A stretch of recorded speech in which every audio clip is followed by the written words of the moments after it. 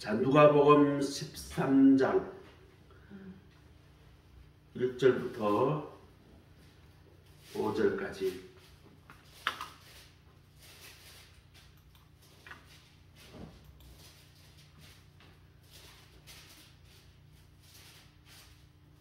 제가 가진 성경 116면이네요. 13장 1절부터 5절까지 교독하시고 마지막 절 합독합니다. 1절 제가 먼저 읽습니다. 그때 마침 두어 사람이 와서 빌라도가 어떤 갈릴리 사람의 피를 그들의 제물에 섞은 일로 예수께 아뢰니 대답하여 이르시되 너희는 이 갈릴리 사람들이 이같이 해봤다고 다른 모든 갈릴리 사람들과 죄가 더 있는 줄 아느냐. 너희에게 이르노니 아니라 너희도 만일 회개하지 아니하면 다 이와 같이 망하리라.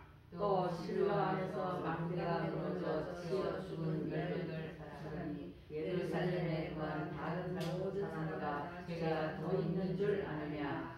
다 같이 읽습니다. 너희에게 이르노니 아니라 너희도 만일 회개하지 아니하면 다 이와 같이 망하리라. 아멘. 오늘은 회개하지 아니하면 이라는 제목으로 오늘 말씀을 묵상하겠습니다. 이 세상에 일어나는 것과 나의 고난은 어떤 관계가 있는가? 그 다음에 하나님의 다스리시는 어떤 그런 섭리와 어떤 심판과 나의 관계는 어떤 관계가 있는가? 나는 어떤 삶을 살아야 하는가? 오늘 본문의 말씀으로 이렇게 주제를 정해서 한번 우리가 깊이 묵상해 보겠습니다.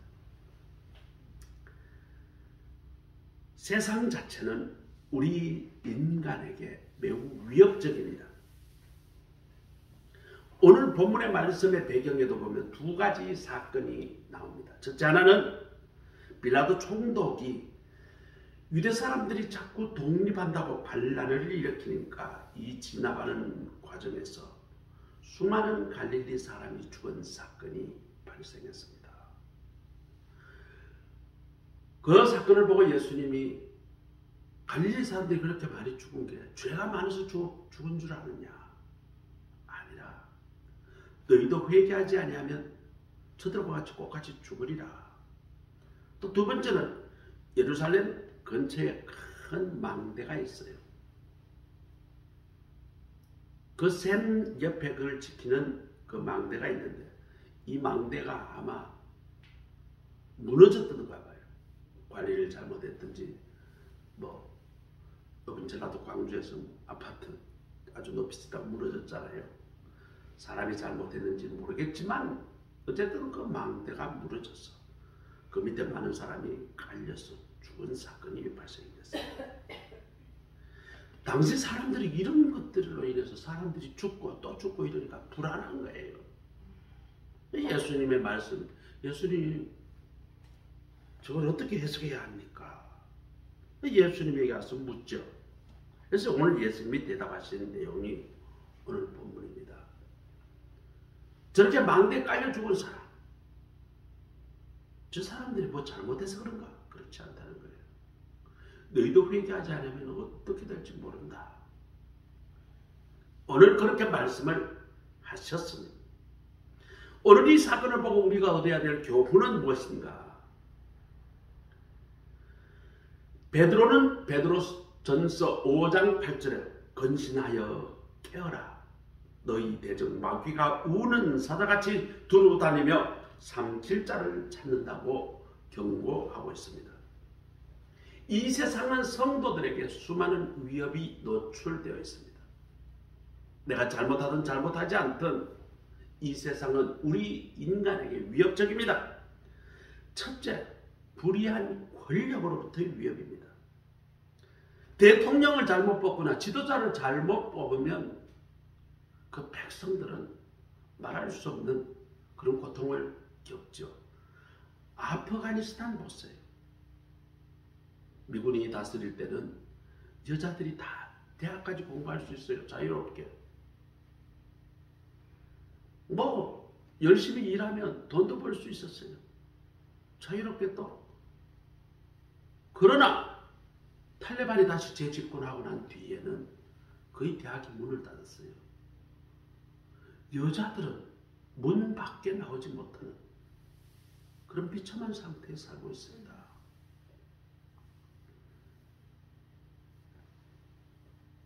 불의한 권력이 잡게 되면 그 백성들은 수도 없이 많은 희생을 당하죠. 뭐 우리가 잘 알고 있는 캄보디아의 킬링필드라는 그 폴포트라는 사람이 정권을 잡아서 이때에 이유도 없이 죽인 사람, 그 마을에서 좀 잘 먹고 잘 산다고 가서 죽여버려요. 왜 네 혼자 잘 먹고 잘 사느냐. 어떤 사람은 약간 뚱뚱하다고. 이게 안 바뀌었네. 그래서 집사람이 사진을 안 찍고 있고. 뚱뚱하다고 죽여버려요.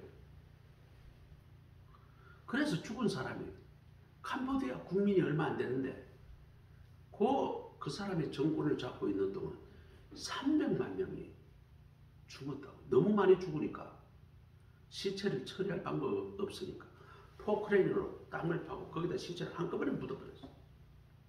그러고 그냥 덮어버렸어요. 그래서 지금 캄보디아에 가면 여러 군데에 지금 그 시체가 썩어가지고 뼈다귀만 남은 그 뼈를 좀 추려가지고 다시는 이런 일이 겪지 않도록 하자. 박물관을 캄보디아 곳곳에 세웠는데 그 해골과 그 뼈를 말이죠 수습을 해가지고 큰 박물관에 그렇게 전시를 해뒀어요. 외국 관광객이 오는 필수 코스로 갑니다. 거기 가보면 정말 비참하게 죽은 사람들이 보여요. 도끼로 목이 잘린 사람, 팔이 잘린 사람, 다리 잘리고 그런 사람들이 도끼를 찍은 것이 뼈에 자국이 남아있으니까 살은 없으니까 그렇죠. 그뿐만 아닙니다. 중국의 문화대혁명 때는 몇 명 죽은지 통계도 없습니다. 우리 안집사님 그때 살았겠네. 그럼요. 문화대혁명 때 경험했어요. 예. 그때는 지식인들이 책을 갖고 있다고 죽여요. 의사 죽여, 교사 죽여, 다 죽여버려요. 공자, 맹자 책 있는 사람은 반동이라고 다 죽여버렸어요. 잘못된 지도자를 만나면. 지금 북한에도 지금 수도 없는 사람이 정치범 수용소에 갇혀있죠. 거기 있는 사람은 일단 주민등록 말소를 시켜버립니다. 죽었는지 살았는지 흔적이 없습니다. 왜? 정치범 수용소에 들어가면 인간 취급을 하지 않습니다. 물건 취급을. 주민등록 자체가 없어져 버립니다. 무서운 일입니다. 이런 정치 권력이 잘못 잡게 되면 개인이 잘한다고 그것이 고난이 안 오느냐? 그렇지 않죠. 전 국민이 지금 푸틴이 말이죠. 우크라이나에 쳐들어갔잖아요. 우크라이나 백성들이 뭐 잘못했어요? 자, 두 번째로는 우리는 자연재난과 사고부터 우리는 위협을 당했어요. 실로암은 예루살렘 인근에 있는 그런 연못인데 이 연못이 참 이스라엘 백성들에게는 매우 중요합니다. 왜요? 이스라엘은 물이 매우 귀한 사막지대거든요. 근데 이 실로암은 신기하게도 그 높은 지역에 물이 1년 내내 콸콸 나와요. 그러니 이것이 이스라엘 사람들에게는 얼마나 이 물이 소중하겠어요? 그러니 그 옆에다가 망대를 세워서 사람들이 혹시 더럽게 하거나 아니면 적군이 와서 독을 타거나 그러면 안 되잖아요. 그걸 지키는 망대가 있었어요. 근데 이 망대를 잘 관리하지 못했는지 아니면 허술하게 지었는지 모르겠지만 이 망대가 꽈당 하고 넘어지면서 그 밑에 물길로 왔던 수많은 사람들이 다 깔려 죽었습니다. 사고죠. 이런 재해가 우리에게 상존하고 있다는 거예요. 2004년도에 인도네시아에서 큰 바다에서 지진이 일어났어요. 그래서 말이죠. 쓰나미가 말이죠. 인도양 전체를 덮쳤는데 이때에 그 당시 바로 죽은 사람이 30만 명. 그리고 죽은 시체는 못 건졌는데 사람이 없어진 것 실종이죠. 한 5만 몇천 명. 어마어마한 사람들이 실종되었고 그로 인해서 난민이 170만 명. 집이 오고 다 부서졌으니까. 얼마 전에 또 일본에 또 지진이 터졌잖아요. 이제 한 10년 돼 갈까요? 그때는 뭐 그렇게 많이 죽지는 않았어요. 죽는 사람은 한 뭐 그저 몇천 명. 그런데 그 일대가 원자력 발전소 그 원자로가 폭발을 해서 그 일대는 지금도 사람이 살 수 없는 그런 재앙을 받았어요. 지진이 없었더라면 뭐 원자력 발전소가 그렇게 폭발할 리도 없었을 것이고 지진이 말이죠. 이 파도 물이 17m 높이로 써서 걸어오더라. 그렇게 표현을 어마어마한. 그러니 말이죠. 물이 17m가 와서 마을을 넘치는데 뒤에서도 17m짜리 계속 밀어 올리니까 이 물 어디까지 가느냐. 결국 저 중턱까지 올라가는 거예요. 그 밑에 있는 마을들은 싹 살려가 버리는. 자동차고 뭐가 없이 그냥 싹 다. 그러니까 그게 살려고 말이죠. 쓰나미가 온다 이러니까 사람들이 다 어디로 갔겠어요? 산으로 도망가는 거예요. 산으로 다. 그래서 빨리 도망간 사람 살았어요. 차가 너무 많이 밀리니까 뒤에 따라오는 사람은 다 실려가지고 자동차처럼 죽었어요. 자, 이런 것들이 재해가 온 지구상에 있다는 거죠. 이번에 울진에 또 산불이 크게 났죠. 뭐 누가 담배 피다가 던져가지고 그러실 것이다. 지금 추정을 하고 그 사람을 찾고 있는데 담배 꽁초가 없어. 그래서 지금 조사를 못하고 있는데. 아니 뭐 그거는 담배불로 증대고 뭐 고라고 난 뒤에 바로 강릉에서 또 불이 났어. 이거는 원인이 없어. 산 중턱에서 불이 났으니까 아마 나무가 바람에 부딪히면서 열이 발생돼서 불이 날 것이다. 그것 때문에 말이죠. 수많은 사람들이 집도 홀랑과 탁 버리고 사람들은 의구의구에 도망을 가는데 짐승들은 도망을 못 가잖아요. 매여 있으니까. 소나 닭이나 이런 사람들이 자기 살려고 다 도망가는데 닭은 닭장에 갇혀 있으니까 다 타 죽은 거예요. 엄청난 재난이 발생합니다. 또 세상이라는 구조적 한계 때문에 우리는 또 위협에 노출됩니다. 우크라이나 사태 나는 유심히 봅니다. 우크라이나 사태를 왜 제가 관심을 많이 갖느냐 하면 오늘부터 우리 교회도 우크라이나를 돕기 위한 모금을 할 거예요. 우리가 돈을 모아서 뭐 큰 돈은 아니죠. 우리 교회에서 헌금하면 여러분들이 뭐 조금 보태고 교회가 보태서 그렇게 우크라이나 대사관으로 직접 보내기도 하고 그 다음에 우리 총회로 또 총회에서 보내달라고 요청을 해서 두 군데 나눠서 보낼 예정입니다.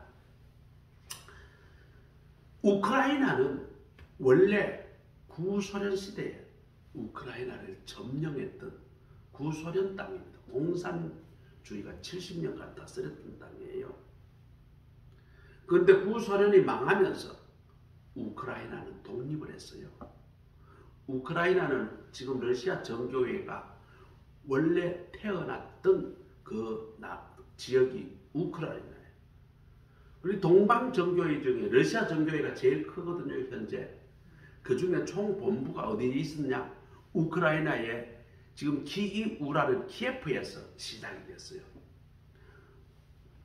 거기에서 한 대왕이 900몇 년경에 대왕이 자기도 예수를 믿고 우리나라를 좀 바꿔보겠다. 그래서 자기가 말이죠.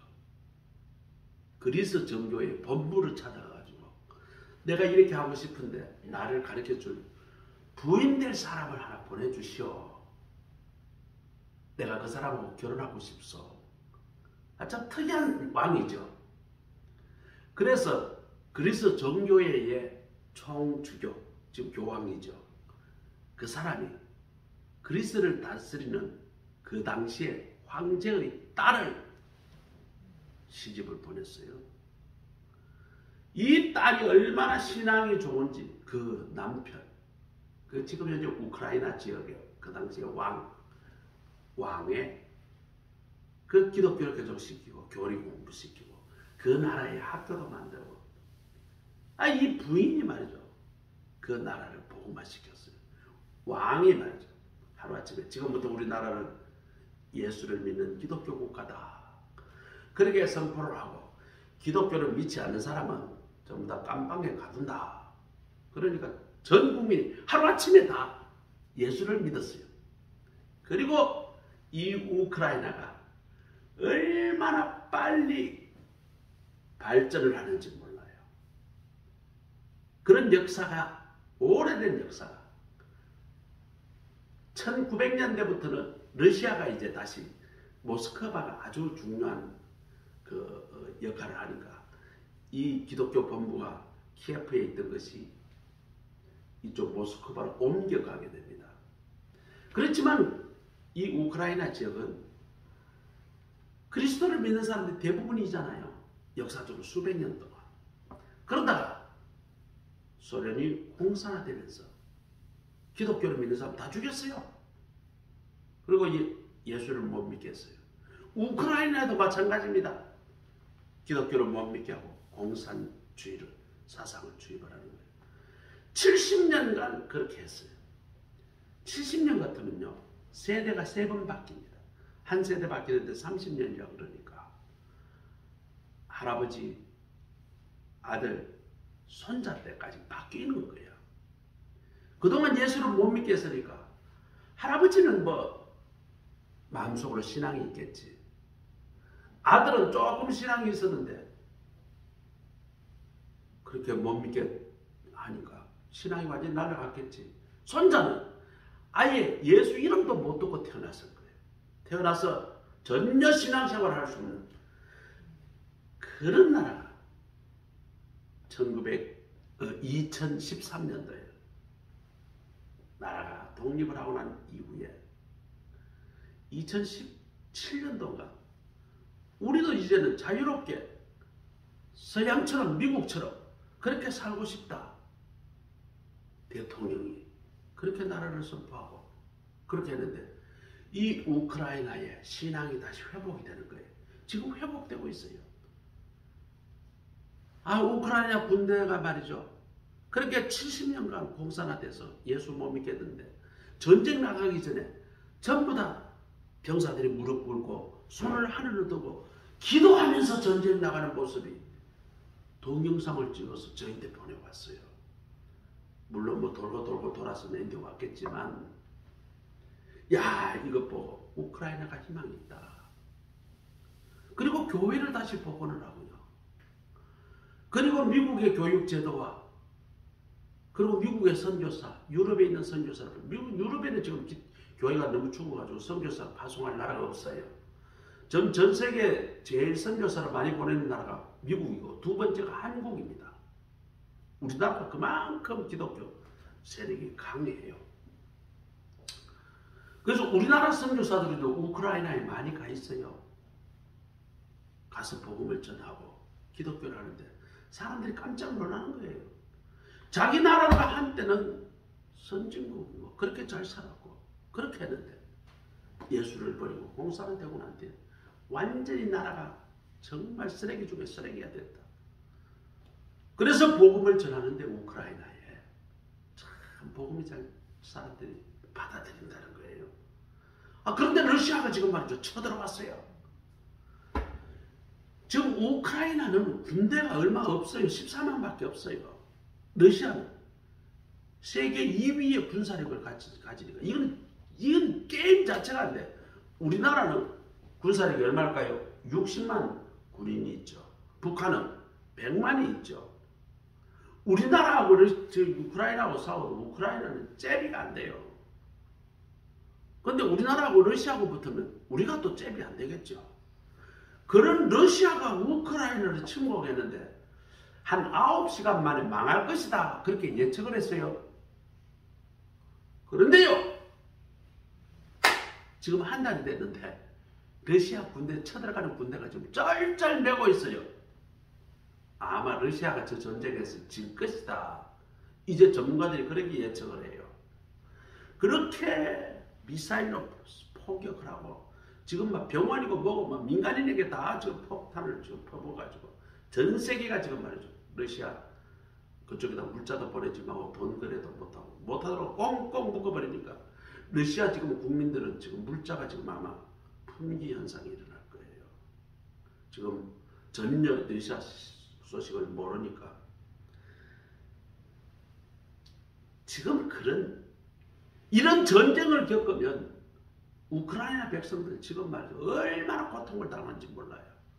우리 교회가 지금 현재 우크라이나 대사관에 보낸 돈은 제가 거기다 갈 거예요.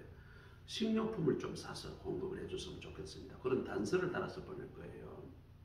물론 뭐 받아가지고 자기네들 쓰기 나름이겠지만 저는 우크라이나에 무기를 사라고 돈 주고 싶지는 않지만 뭐 무기도 있어야 되겠지. 그러나 지금 사람들이 전쟁 때문에 아무것도 지금 먹을 것이 없잖아요. 당장 먹을 것 없으면 어떻게 살아요? 그래서 이 돈을 꼭 식품 사는 데 보탰어요. 그렇게 하면서 돈을 보낼 예정이에요. 이런 전쟁을 당하면 누가 잘하고 못하고 없어. 다 고통이야.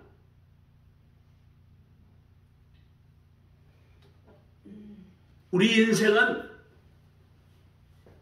내가 좀 선하게 살고 뭐 내가 좀 뭐 그렇게 한다고 해가지고 이 구조적 위험에서 피할 수는 없다는 거예요. 두 번째는 이 역사 가운데 하나님께서 역사와 하나님의 역사의 섭리와 심판을 하실 경우에도 우리는 고난을 당합니다.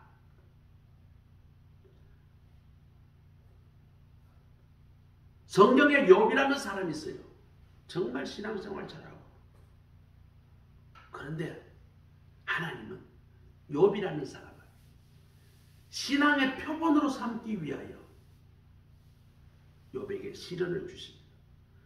욥같이 선하고 하나님을 잘 섬긴 사람이 없더라. 성경에 그렇게 표현했는데 왜 하나님은 욥에게 그런 고난을 허락하셨을까? 욥이 그렇게 선하고 하나님 말씀대로 살았지만 하나님의 섭리는 그렇게 선한 사람 고난을 당했을 때에 어떤 신앙생활을 하는지 표본이 하나님께서는 필요하셨던 거예요. 그러니 그 욥에게 말할 수 없는 고통을 겪게 하시고 욥은 그 고난을 결국은 이겨냅니다. 그리고 이전보다도 2배의 축복을 받았더라. 성경은 그렇게 기록합니다. 또 어떤 사람들은 젊었는데 대학도 나오고 아주 엘리트인데 하나님의 나라를 위해서 내가 가진 거 다 포기하고 내가 공부했던 거 다 포기하고 어디로 가느냐? 하나님의 나라를 선포하고 복음을 전하기 위하여 선교사로 그렇게 헌신하는 사람들이 있어요. 하나님께서 콜링을 해서 이제 최집사야, 최권사야, 최장로야, 박장로야, 정장로야, 너는 이제부터 하나님의 나라를 전하는 선교사가 되어라. 이런 콜링의 음성을 듣고는 선교사로 가는 거예요. 지금 인도네시아에 가 있는 그 추선교사 우리 교회에 와서 한번 또 발표했죠. 이 친구는 말이죠. 기계 설계가 아주 능한 친구예요. 원래 전공은 금속학을 전공했는데 기계 설계를 또 배웠어요. 그래서 기계 설계를 했는데 항공기 만드는 그런 기계를 만들었어요. 항공기 만드는 것 중에 항공기는 특수하게 아주 고온에도 견딜 수 있는 그런 도장을 해야 되거든요. 그 도장 기계를 이 친구가 만들었어요. 그래서 외국에다 수출을 하고 그렇게 해서 잘 되고 또 이란에다가는 그 당시에 지금부터 한 20몇 년쯤 되나? 한 30년 가까이 되나? 30대 후반이니까 거의 30년 다 돼가네요. 이거를 설계해가지고 이란에다 다 팔기로 그렇게 됐어요. 그 당시에 1차 금액이 17억 그리고 2차 물량까지 해서 총 한 150억 되는 그런 기계를 거기다 만들어 주기로 그렇게 됐는데 그거래가 1차 샘플을 보내놓고 난 뒤에 갑자기 하나님의 권능을 받았어요. 그래서 선교사 돼서 전 세계 선교하고 지금은 인도네시아에 가서 지금 선교를 하고 있어요. 이런 것 경우에는 스스로 고난을 자초하면서 그렇게 하고 있죠. 또 역사의 주관자이신 하나님은 인간의 죄와 악을 다스리는 데 심판의 도구를 쓰십니다. 신명기 28장에 보면 하나님께서 복을 내리시는 경우와 벌을 내리시는 경우를 아주 자세하게 설명하고 있습니다. 또 열왕기상 3장에 보면 이런 말씀이 나와요. 하나님을 두려워하고 그의 명령과 법도를 준수하면 부유와 번영을 누리게 되며 정의롭고 평화로운 나라가 되게 하여 주지만 이런 성경 구절이 나와요. 잠언 16장 4절에 보면 여호와께서 온갖 것을 그 쓰움에 적당하게 지으셨나니 악인도 악한 날에 적당하게 하시느니라. 악인은 하나님의 날에 하나님께서 손 모신다는 거예요. 구약시대 소돔과 고모라 성이 아예 통째로 멸망했어요. 하늘에서 불이 떨어졌다 탔어요. 그 다음 예루살렘 성과 성전이 말이죠. AD 70년경에 아주 그냥 박살나고 거기에 있던 사람들 다 죽었어요. 한 3만 명이 죽고 그 일대 살았던 이스라엘 백성들은 한 몇백만 되는 사람들이 다 쫓겨났어요. 그 땅에 못 살더라고. 지금 이 유대족들이 유럽, 러시아에도 유대족이 많이 살아요. 유럽에도 많이 살고 미국에도 특히 많이 살아요. 이렇게 지금 이스라엘 땅에는 지금 현재 한 1,000만 명, 900만 명밖에 안 살아요. 전 세계 유대민족들은 대부분 어디 사느냐? 전 세계에 흩어져 살아요. 그때 쫓겨나가지고 집으로 못 돌아가가지고 2000년 전에 쫓겨났다는 거죠. 난 우리 집사람하고도 가봤는데 이탈리아에 폼페이라는 도시가 있어요. 이 폼페이가 얼마나 타락했는지 화산이 폭발해가지고 그 도시가 그대로 하루아침에 그냥 다 타 죽었어요. 우리가 가니까 타 죽었는데 석고가 돼가지고 그러니까 타 죽은 사람 이렇게 쪼그리고 있는 사람 그것이 그대로 있더라고. 얼마나 처참했는지 몰라요.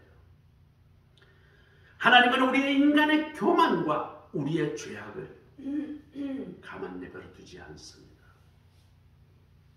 지금 온 지구가 너무 오염이 심해. 태평양에 가면 제주도에 뭐 40배가 큰 그런 인공섬이 만들어졌대요.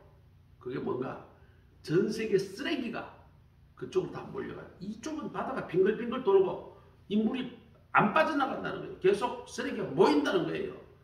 이게 모였는데 얼마나 두꺼운 제주도에 40배가 넘는 그런 면적이 두께가 얼마나 두꺼운지 이 쓰레기를 지금 처리하려면 돈이 너무 들어가지고 또 쓰레기를 처리하려면 또 태워야 되니까 그럼 지구가 또 오염되잖아요.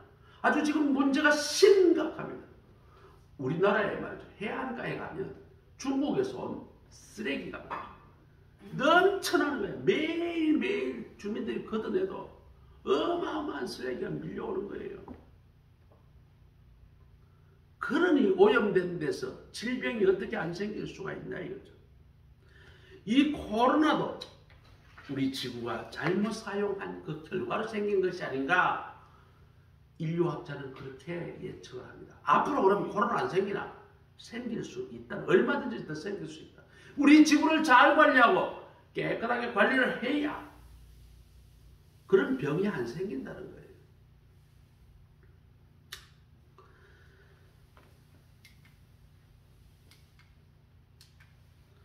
우리는 그러면 어떻게 살아야 할 것인가? 우리의 삶은 하나님의 말씀에 합당한 삶을 살아야 하는 것입니다. 우리가 살아갈 때에는 항상 무엇을 생각해야 되는가?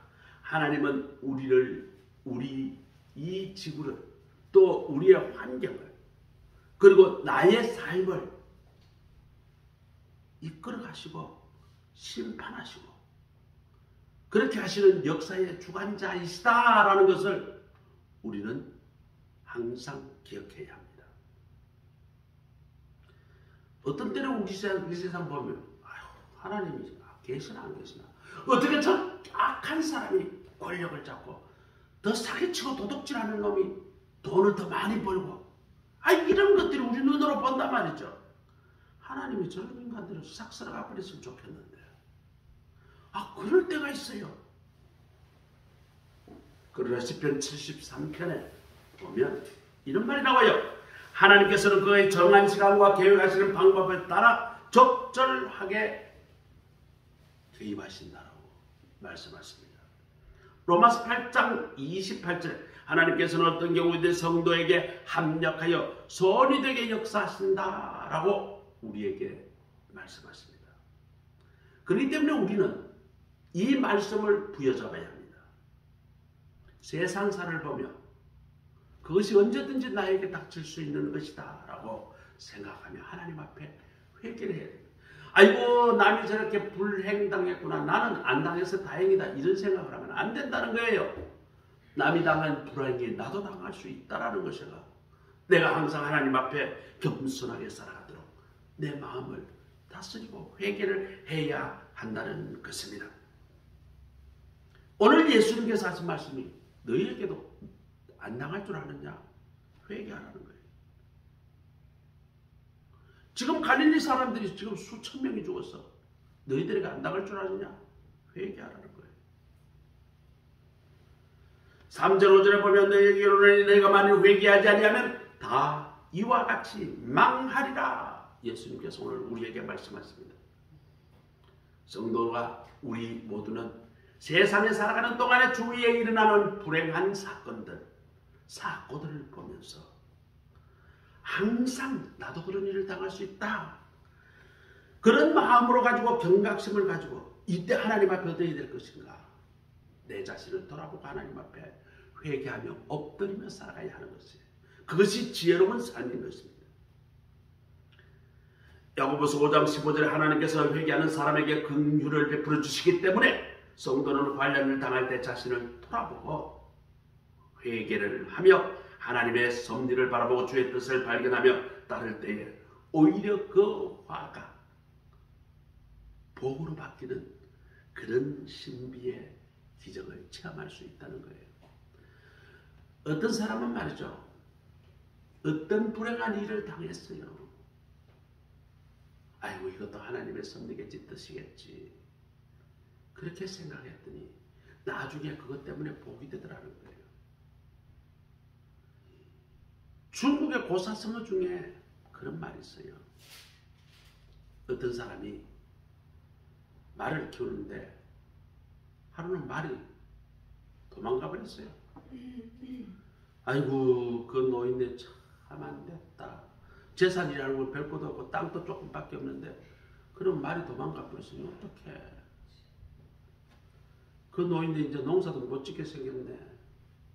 그랬더니 그 노인이 그렇게 한답니다. 내 배를 더 봐라. 그게 내한테 복이 될 줄 누가 아냐. 그랬더니 진짜 3일 후에 말이 마저 나가가지고 암말을 하나 데리고 온 거예요.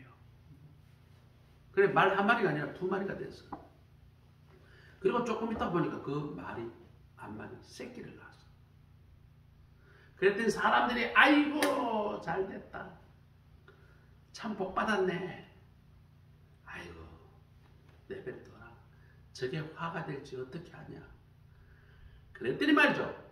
외동아들이 하나 있었는데 외동아들이 말이죠. 그 작은 새로 난 말 길들인다고 말 타고 가다가 말이죠. 이게 넘어져가지고 다리가 부러져 버렸네. 병신이 돼버렸어. 아이고 그 아들 그 병신이 돼가 우야노 저래. 이제 농사도 못 지고 일도 못 했더니 아이고 안 됐습니다 어르신. 그러니까 그러게 그러나 뭐 두고 봐라. 혹시 이게 복이 될 줄 누가 아냐. 그랬더니 말이죠. 진짜 몇 년 후에 전쟁이 일어났어요. 그 마을에 젊은이들이 17세 이상 50세 밑으로 남자들 전부 다 끌려가가지고 전쟁터에 나오라는 거예요. 전쟁터에 가서 끌려간 사람들이 다 죽어버렸어요. 근데 이 다리가 부러진 이 병신은 가도 전쟁할 수가 없잖아요. 못 갔다는 거예요. 그런 고사성어가 있습니다. 우리가 환난을 당할 때에 우리는 우리 자신을 되돌아보고 우리가 하나님 앞에 더 겸손하게 살아야 하는가. 그것을 발견하고 하나님의 섭리를 바라보고 이 환난을 주신 하나님의 뜻이 무엇인가. 그것을 발견한다면 바로 우리의 삶의 전화위복의 기회가 되는 것입니다. 그리고 세상 일들을 보며 또 겸손한 삶을 하나님께서는 요구하십니다. 베드로전서 5장 5절에 하나님께서는 언제나 교만한 자를 대적하시고 겸손한 자에게 은혜를 베풀어 주신다. 이웃이 불행한 사태를 만나면 아이고 잘됐네. 우리나라 사람은 특히 일본 사람이 뭐 잘못되면 말이죠. 속으로 좀 고소해하는 그런 그게 있어요. 그리고 다른 거는 다 져도 일본인한테는 절대로 지면 안 된다. 심지어 가위바위보 해가지고도 지면 안 된다 그래요. 그러나 우리는 이웃의 불행한 사태를 만나게 될 때 우리 자신도 하나님께서 공의로 다스리시는구나 그렇게 생각을 하고 겸손한 마음으로 하나님께 긍휼을 빌어야 할 것입니다. 세 번째로 우리는 하나님의 경륜을 인식해야 합니다. 하나님은 역사의 여러 가지 사건들을 통해서 하나님의 경륜을 이루어 가십니다. 우리는 이것을 받아들이고 깨달아야 합니다. 로마서 12장 2절을 보면 이런 구절이 나옵니다.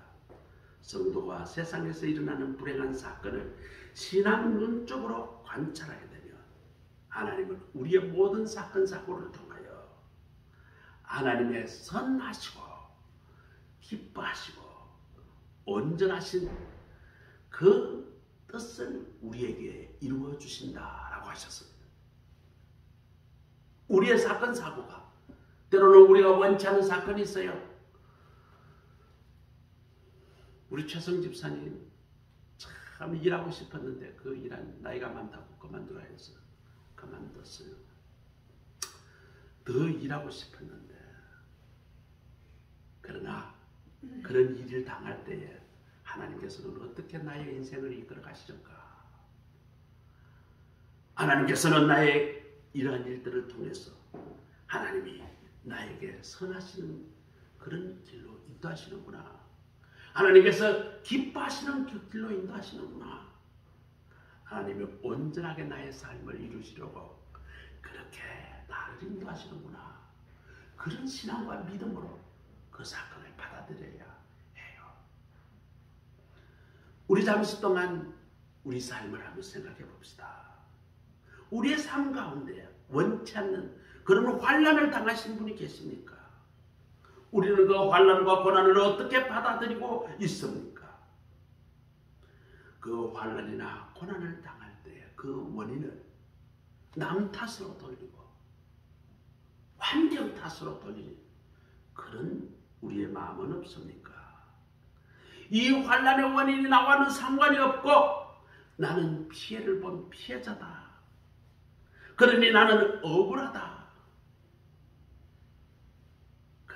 사람은 없습니까? 우리는 환난을 당할 때에, 고난을 당할 때 우리는 이 고난을 통해서 하나님이 어떻게 섭리하실까?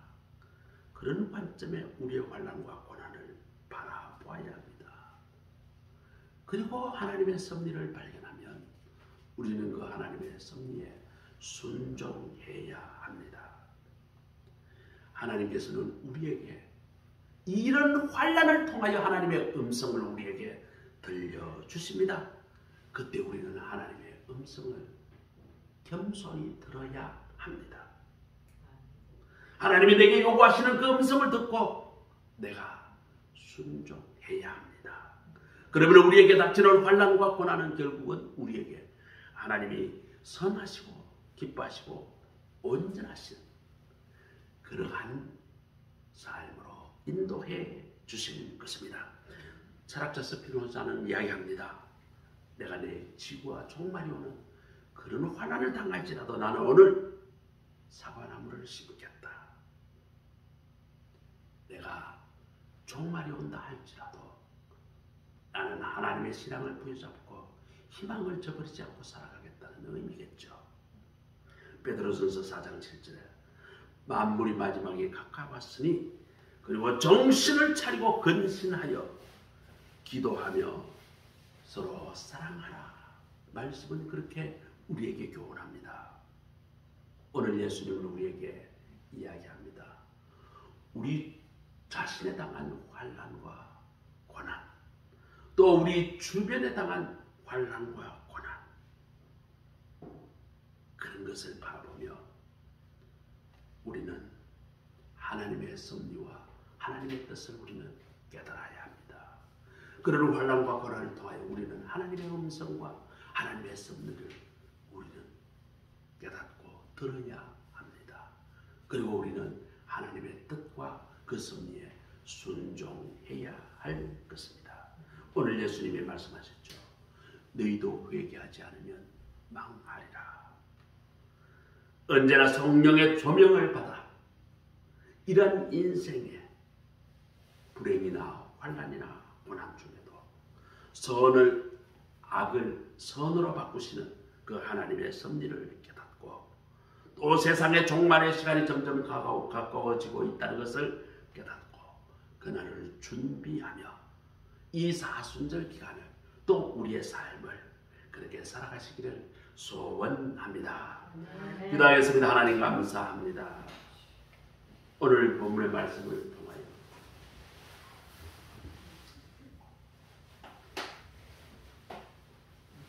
본문의 말씀을 통해 하나님의 말씀을 깨닫습니다.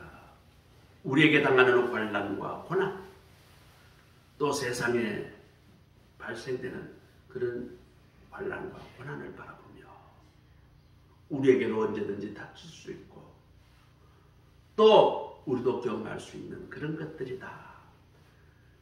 그러할 때에 우리는 하나님의 뜻을 깨닫고 하나님의 경륜을 이해하고 하나님의 음성을 듣는 우리의 신앙이 되게 하여 주시고 더욱더 하나님 앞에 회개하고 겸손히 하나님의 뜻대로 살아가는 우리의 삶이 되게 하옵소서. 그로 통하여 우리의 삶이 화가 복으로 또 고난이 우리에게 소망과 희망이 바뀌는 그러한 하나님의 놀라운 복을 경험하는 우리의 삶이 되게 하옵소서. 예수 그리스도의 이름으로 감사하며 기도드립니다. 아멘. 찬송가 516장입니다. 같이